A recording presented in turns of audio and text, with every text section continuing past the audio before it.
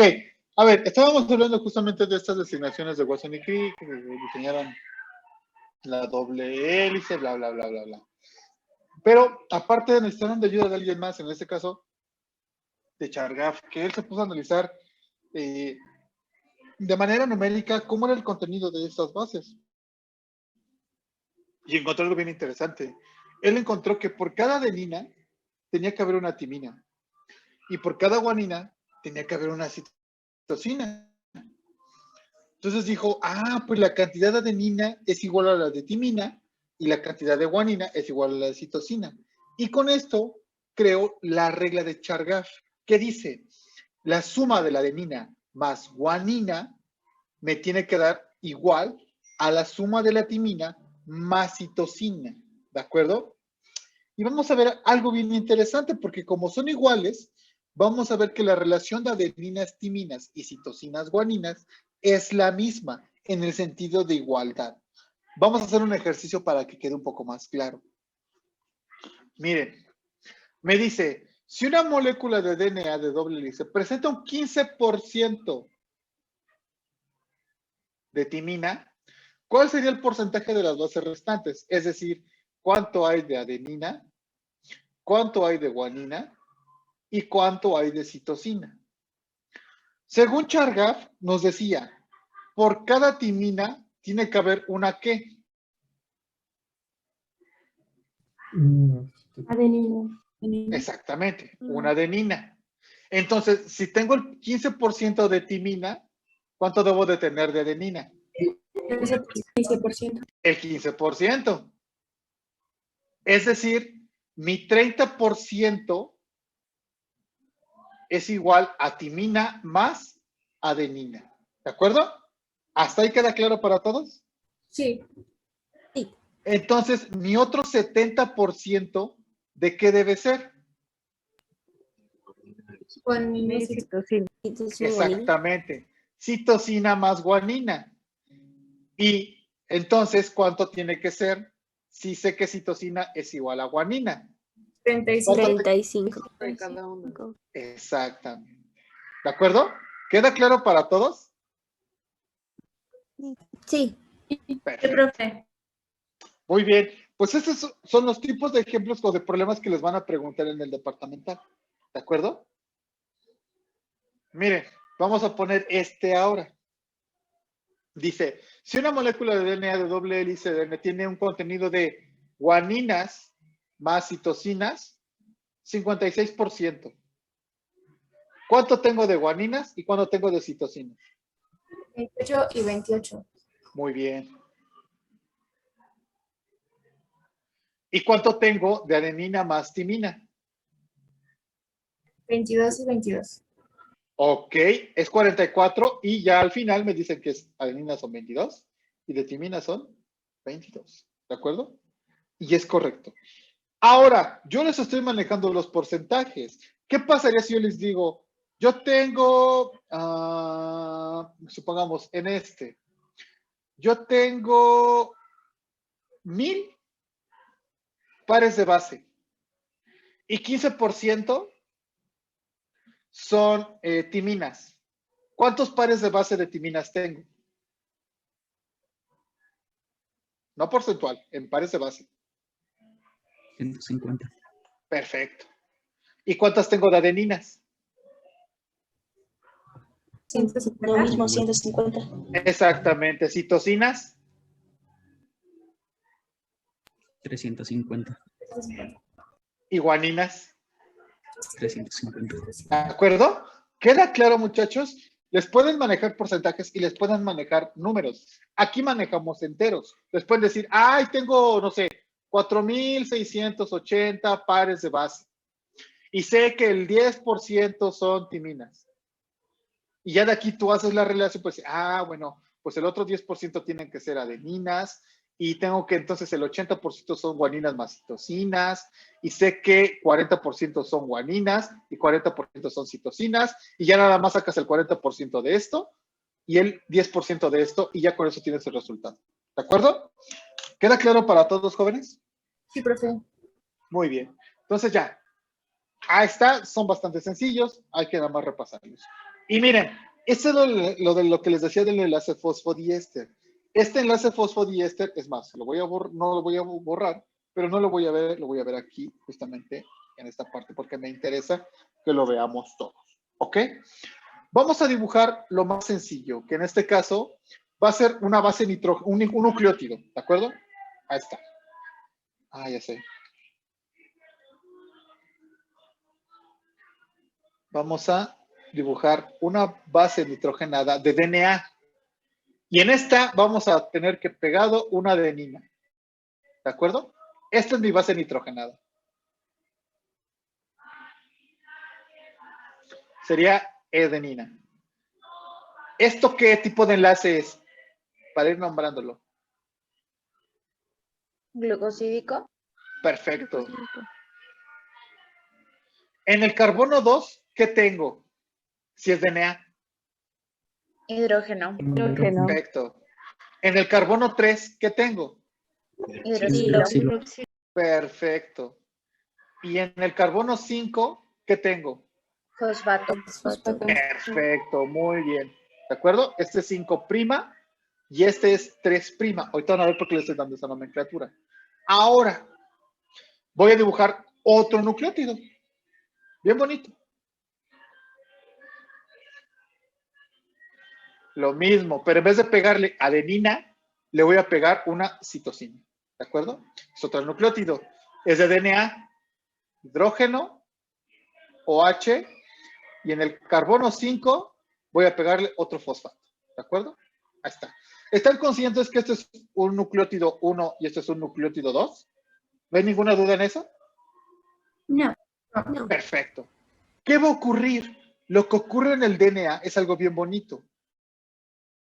Este fosfato, en el 5', que eso es muy importante, este fosfato va a atacar al hidroxilo del carbono 3. ¿De acuerdo? Y lo que va a hacer ahora es formar un enlace. En este proceso se libera agua. ¿De acuerdo? Y lo que vamos a tener es justamente esto. ¿Modificamos la base nitrogenada? No, ¿verdad? Esa queda igual. ¿Modificamos el hidrógeno del carbono 2? No. No. No, queda igual. ¿Modificamos el fosfato del carbono 5? No. No, quedó igual. ¿Modificamos el hidroxilo del carbono 3? Y ese sí. Sí, ese sí. Ese sí lo modificamos. Y lo modificamos tanto que formó esto. Oxígeno, fosfato,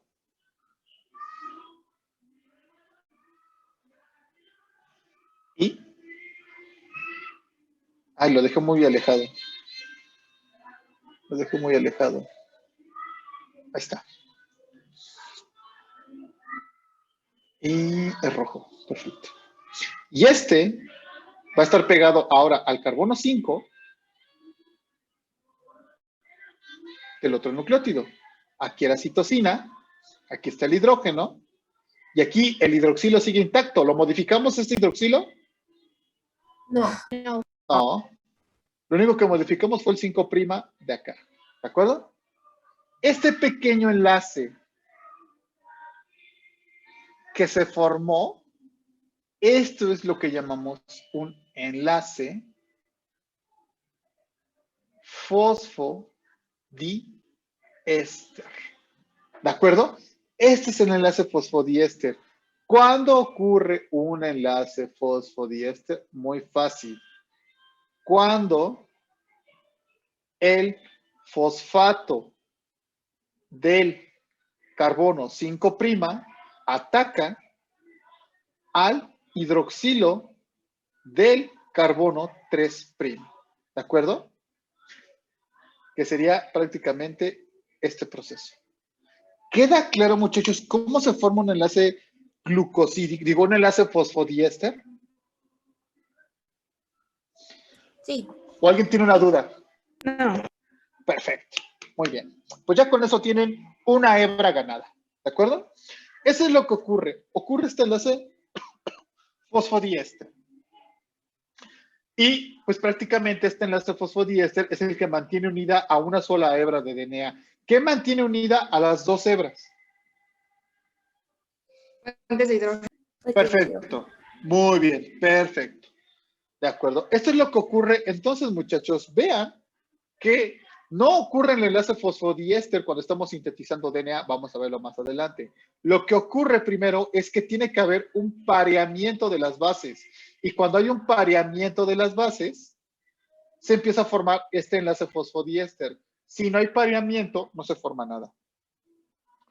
Miren, llega, se parea, y llega otro, se parea, enlace fosfodiéster. Llega otro y se parea, enlace fosfodiéster. Llega otro y se parea bien, enlace fosfodiéster. Y así continúas. Entonces, lo primero que se debe de parear siempre son los puentes de hidrógeno para que las bases nitrogenadas estén asociándose entre ellas. Adenina con timina y citosina con guanina. ¿De acuerdo? Tanto el DNA como el RNA comparten el mismo tipo de enlace. Ambos tienen un enlace fosfodiéster. El enlace fosfodiéster, recuerden, es el fosfato del carbono 5' con el hidroxilo del carbono 3'. Ay, mi 5 está horrible. Está. ¿De acuerdo? Entonces, hay un montón de formas de escribirlo, muchachos. Es así, en estas pelotitas te describen los enlaces fosfodiéster. Aquí están los puentes de hidrógeno. Recuerden que los puentes de hidrógeno se dan justamente entre nitrógeno u oxígeno con el hidrógeno. Esta carga parcial negativa que tienen estos exponentes, pues tiene una pequeña interacción con la carga positiva que tienen los hidrógenos. ¿De acuerdo? Esa es otra forma de representarlo. ¿Qué serían estas pelotitas, muchachos? Estas.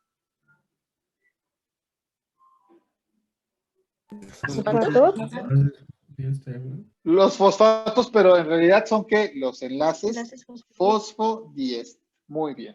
¿De acuerdo?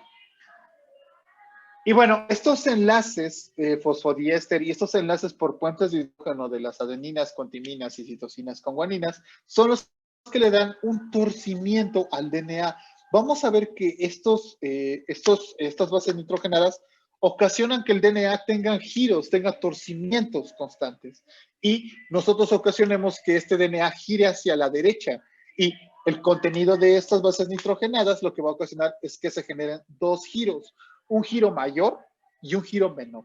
El giro mayor tiene alrededor de 36 Armstrong, eso es muy importante, y el giro menor tiene alrededor de 3.4 Armstrong, ¿de acuerdo? Entonces, características del DNA. Uno, gira a la derecha. Tiene un giro mayor de 36 Armstrong y un giro menor de 3.4 Armstrong, ¿de acuerdo? El grosor, en este caso, del DNA o de la hebra es de 20 Armstrong. Armstrong es una medida, es una unidad de medición de distancias, ¿de acuerdo? Y vean, muchachos, vean esta bonita imagen. ¿Qué me pueden decir? ¿Cuál sería la forma del DNA que ahorita acabamos de ver?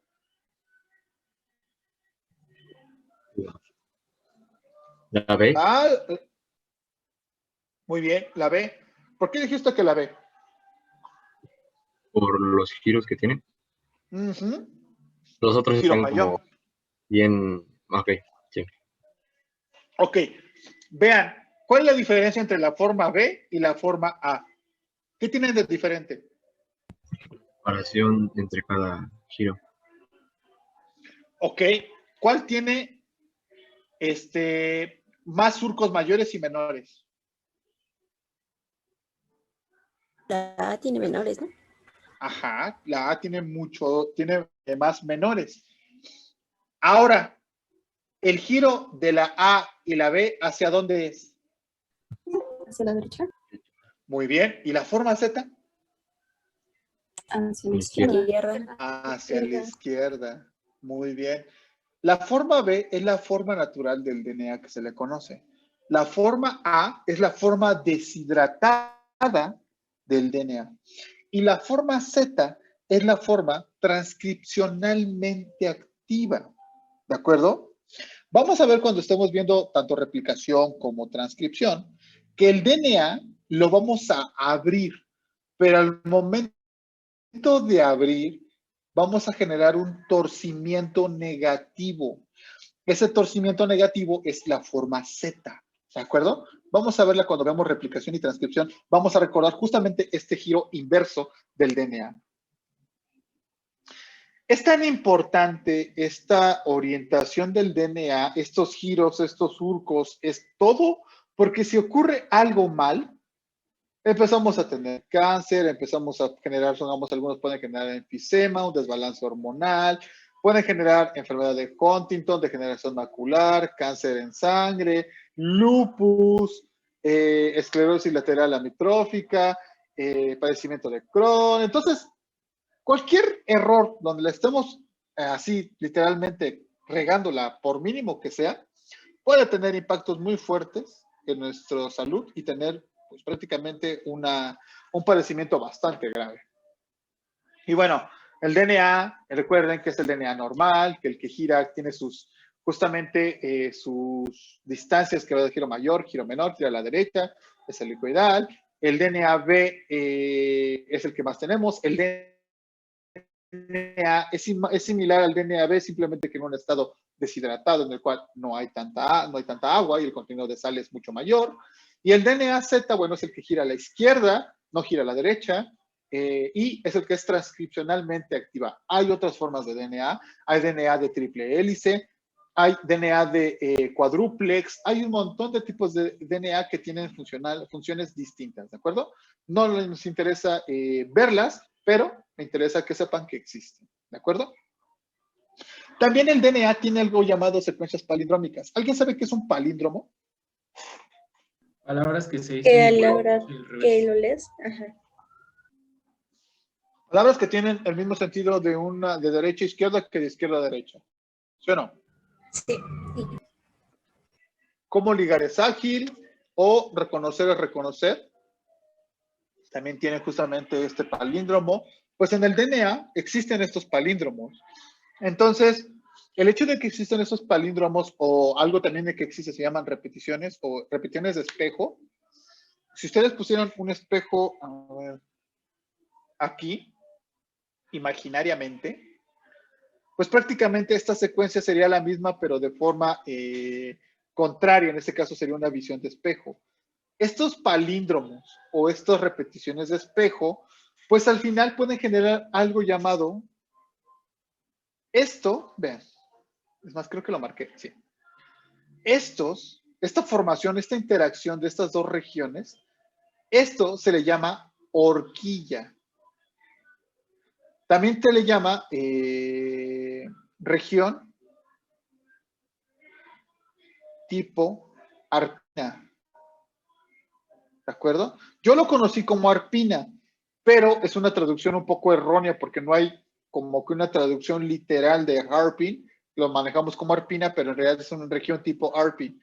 O en español también es conocida como horquilla. ¿De acuerdo? Entonces, cuando ustedes vean este pedacito, ustedes ya saben que es una horquilla.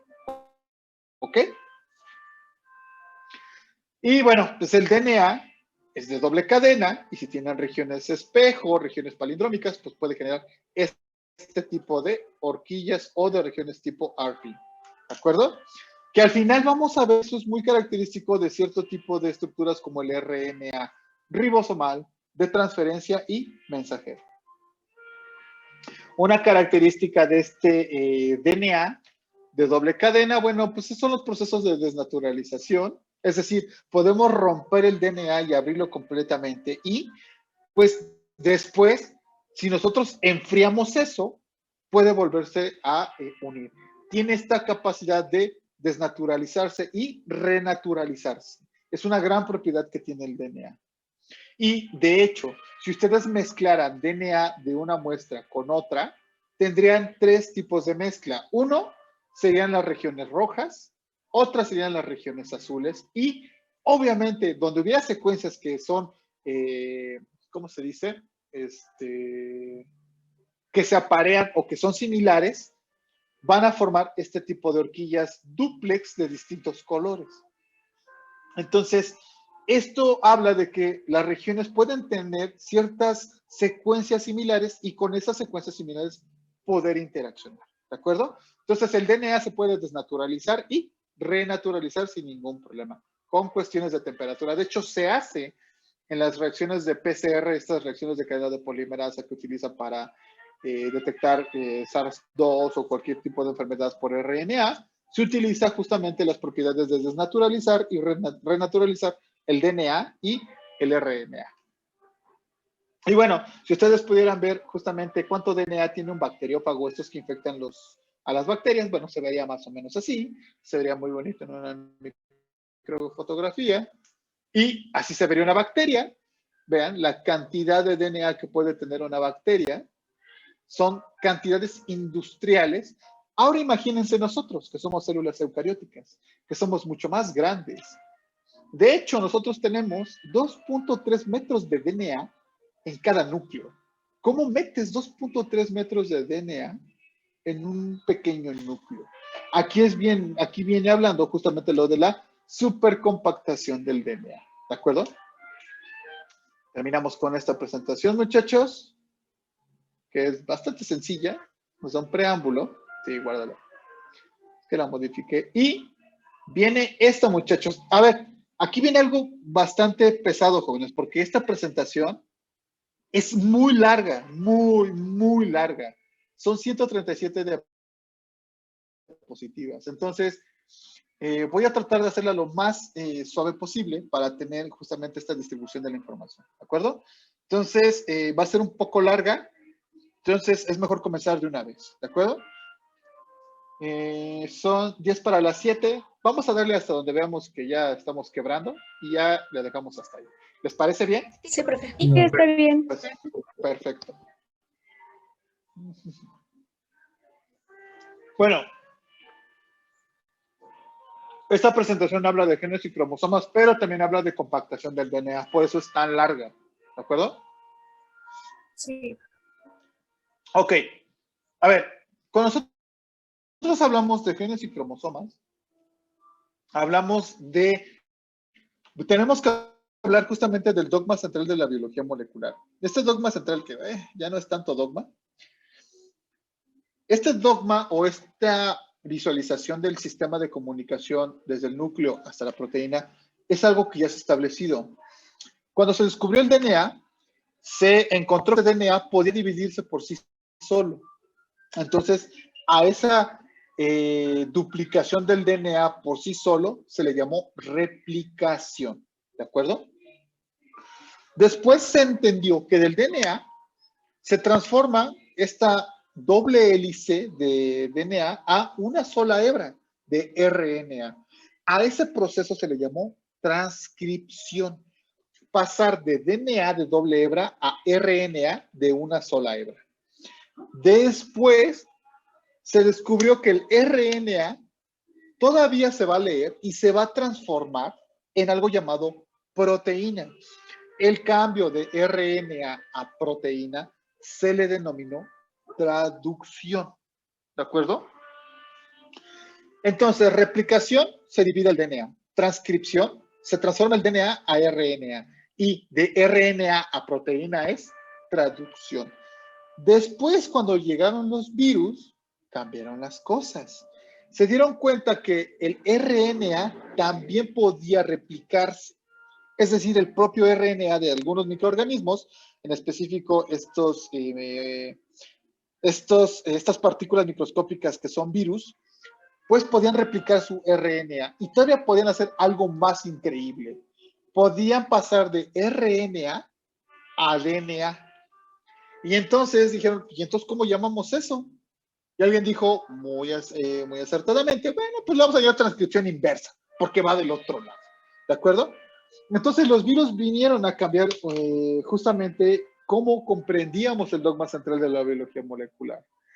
Vamos a ver que pasar de DNA a RNA y después a proteína es lo del dogma central, Pasar de RNA a DNA lo hacen los virus con la transcripción inversa. De hecho, el VIH tiene una retrotranscriptasa, lo hace. Y nos dimos cuenta que no podemos pasar de proteína a RNA. Es imposible. Y vamos a ver más adelante por qué es imposible. Llamamos degeneración del código. Vimos que las proteínas no se pueden replicar por sí solas. Entonces no hay replicación de proteínas. Y es completamente concreto que no podemos transformar de proteínas a DNA. Vamos a ver por qué esos brincos que parecieran tan sencillos son imposibles. Vamos a entender cómo todo eso es prácticamente imposible por todo el mecanismo que requiere hacerse. ¿De acuerdo? Entonces, recuerden, de DNA a RNA es transcripción. De RNA a proteína es traducción. Cuando el DNA se divide por sí mismo es replicación. ¿De acuerdo? ¿Dudas de estos componentes, muchachos, de estas definiciones? No. No. Bastante sencillo, ¿verdad? Muy bien. Bueno, como esta comunicación que existe del DNA al RNA y a proteínas, y es lo que vemos ya el fenotipo, los seres vivos diseñaron mecanismos por los cuales deberíamos de transferir esta información de manera confiable y de manera constante. Aunque vamos a ver justamente que la mutación y la recombinación, el intercambio del material genético con, ¿cómo se llama? Con personas con variabilidad biológica, o en este caso con variabilidad de genes, pues ejerce, digamos, una mejor adaptabilidad al ecosistema. Pero bueno, eso ya lo vamos a ver más adelante. La mayoría de las mutaciones a nivel evolutivo son buenas.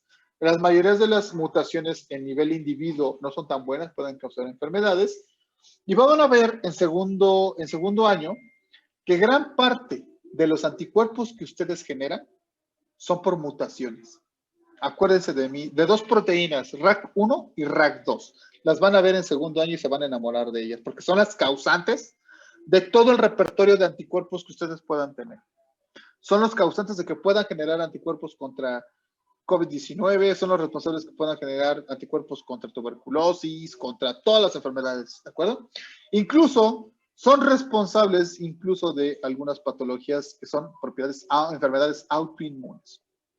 Bueno, entonces este DNA al final va a estar codificado para proteínas. Recuerden que este DNA no del brinco directamente a proteína, tiene que pasar de DNA a RNA y de RNA a proteína, ¿de acuerdo? Que es el dogma central. Recuerden, el genotipo influye juntamente con el medio ambiente y te da el fenotipo, ¿de acuerdo? ¿A qué quiere decir esto? ¿De qué color son los osos en la Antártida, muchachos? Blancos, blancos. Blancos. Establecido exactamente sería una presa fácil. Entonces, en este caso, el genotipo del oso está guardado para que su fenotipo sea blanco y pueda tener un pelaje bastante grueso, tenga mucha grasa para soportar el frío. Entonces, son condiciones del medio ambiente que ayudan a establecer el genotipo. Entonces, bueno, esa es algo en química. La verdad es que los alcohólicos, lo único que su genotipo lo hacen es tomar mezcal. Pero a ver, algo importante de esta parte, muchachos, y que quiero que se queden con esta idea para toda la vida. Un gen, una proteína. ¿De acuerdo? Todos los seres vivos eucarióticos tienen el mismo concepto. Un gen, una proteína. Somos algo lo que llamamos monocistrónicos. ¿De acuerdo? Las bacterias no. Las bacterias es un gen, varias proteínas. Ellos son policistrónicos. ¿De acuerdo? ¿Queda claro esta parte de poli o mono o no? Sí, Doc. Yo me confundí un poco, ¿Sí? doctor. Ok, a ver. Vamos a ver esta parte.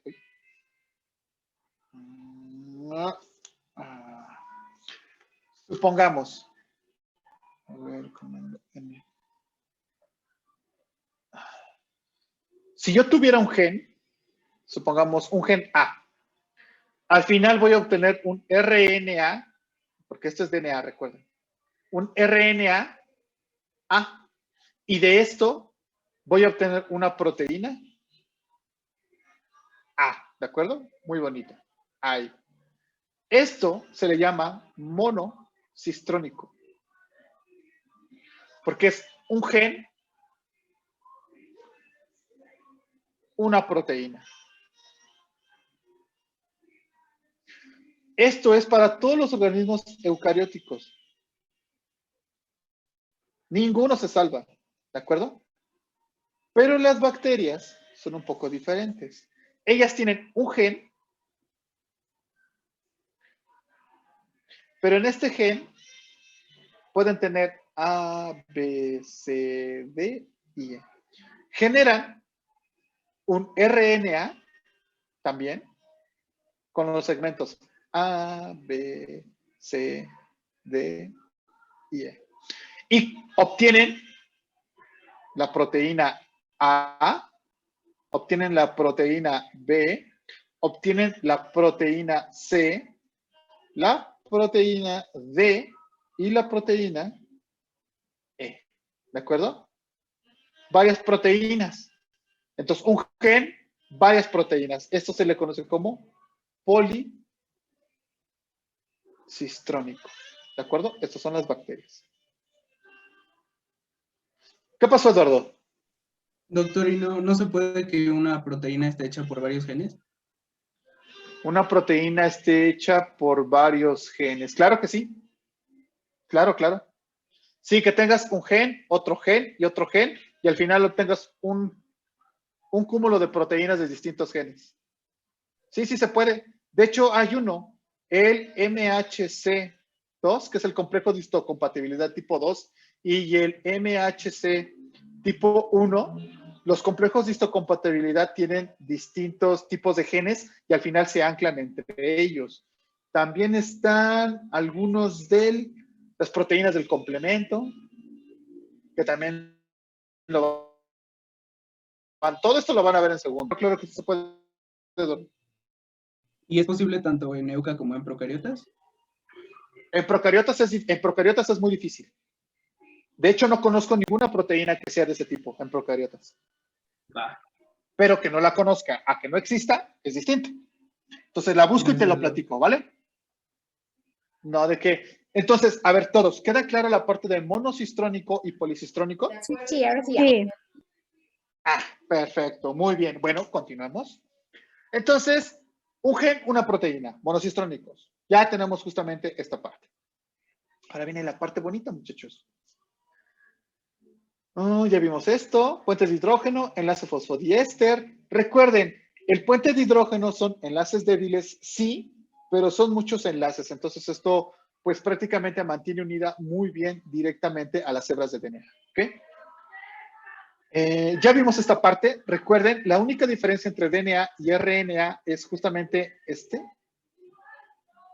El DNA está con un hidrógeno y el RNA está con un hidroxilo. Al final no nos afecta porque tenemos que el ataque es entre el fosfato y el fosfato del carbono 5 y el hidroxilo del carbono 3. ¿De acuerdo? El DNA es una doble hélice, el RNA es una sola hélice. ¿Alguien sabe qué pasa si el RNA se vuelve de doble hélice? Ya no continuaría el proceso de traducción, ¿no? Se vuelve peor, Natalia. Se degrada. Se destruye. Natalie. Ah, perdón. Natalie, perdón. Pero ¿cómo que se Discúlpame, destruye? Natalia. Supongamos. Te lo voy a poner más fácil, Natalie. Imagínate que tú necesitas hemoglobina. ¿De acuerdo? ¿Vamos bien, Natalie? Ok. Ahora, yo genero el gen para la hemoglobina. Súper bien. Pum, ya se generó. Y por alguna extraña razón, este RNA de hemoglobina se pega con algo y se vuelve doble, de doble cadena. Tú dirías, pues, que se despeguen y continúen su vida. No. El cuerpo, en cuanto ve RNA de doble cadena, lo degrada. No le importa si es propio o extraño, lo degrada. ¿Y qué pasó con tu hemoglobina? Ya no se produjo. Ya no se produjo.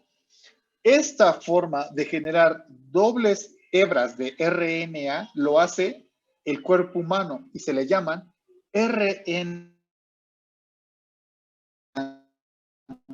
¿De acuerdo? Es tan importante este tipo de RNA que incluso ya se tienen terapias con RNA de interferencia para tratar cáncer, para tratar leucemias, para tratar un montón de enfermedades. Entonces, recuerden, doble cadena solamente el DNA. Si hay RNA de doble cadena, ¿qué le va a pasar? Se degrada. ¿De acuerdo? Así, se degrada. Entonces, esa es la idea de esta parte. Ok. Natalie, ¿queda claro?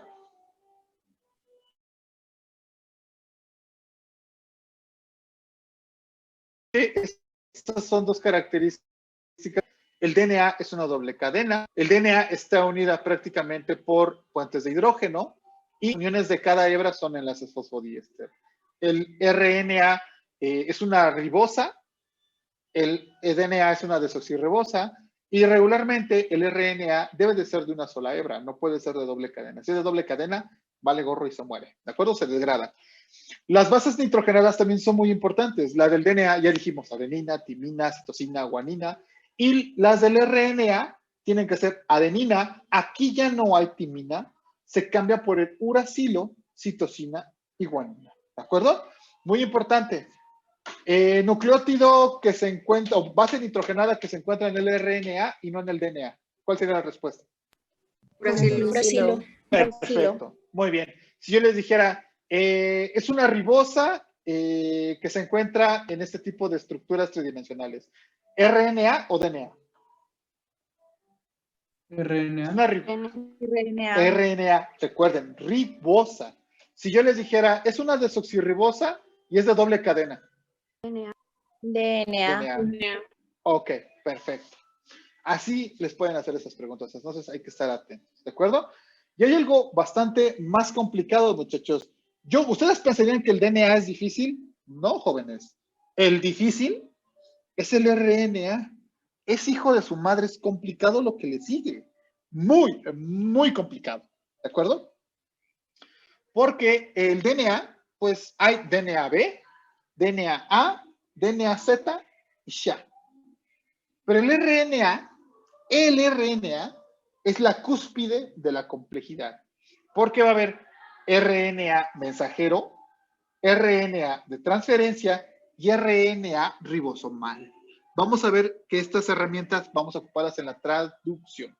Ahorita no, pero este RNA también se obtiene del DNA. Y voy a ponérselas un poquito más complejas, jóvenes.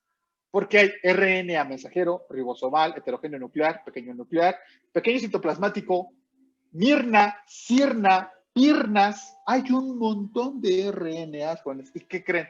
Todos tienen función. Todos.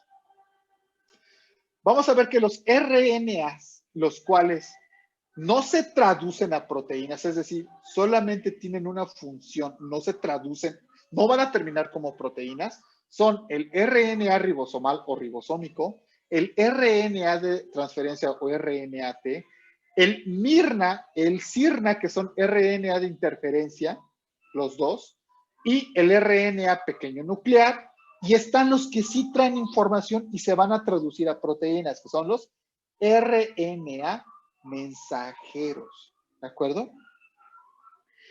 El RNA, que es el menos abundante, es el RNA mensajero. ¿Realmente? Este RNA se genera en el núcleo y después, el núcleo se llama heterogéneo nuclear, que es el RNA-HN.